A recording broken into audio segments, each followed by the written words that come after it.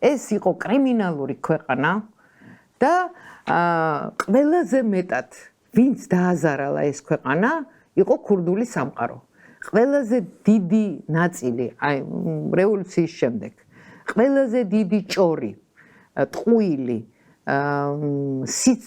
სიცრუე და მავნებლობმა ქურდულმა სამყარომ ქნა. მათ შორის ბაჩუ ახალაი არის ამის მსხვერპლი. იმიტომ რომ იმანაც გადაწყვიტა რომ თავი ამათ მოერიოს და არ აქვს მნიშვნელობა მასზე რა სიტყვიან. ყველაფერი რაც თქვენ იცით ბაჩუ ახალაიაზე, ყველაფერი და არაფერი არ იცით სიმართლე, არის ამ ქურდული სამყაროს შემოქმედება. და როდესაც მიშა მაჭავარიანმა თქვენ ეთერში თქვაო რომ რა საჭირო იყო, კაცო ქურდები ხო გაიქცნენ. ქურდები რატო გაიქცნენ? ბუნება აღარ მოეწონათ აქაური? ჰავა თუ წყალი? ქურდები იმიტომ გაიქცნენ რომ ის კანონი მივიღეთ. იმიტომ რომ მიხვდნენ რომ მათთვის აქ კარგი გარემო არ არის.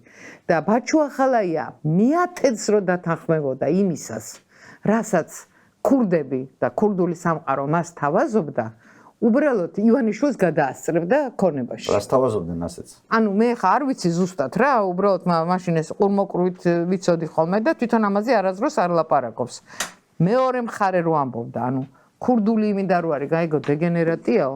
800,000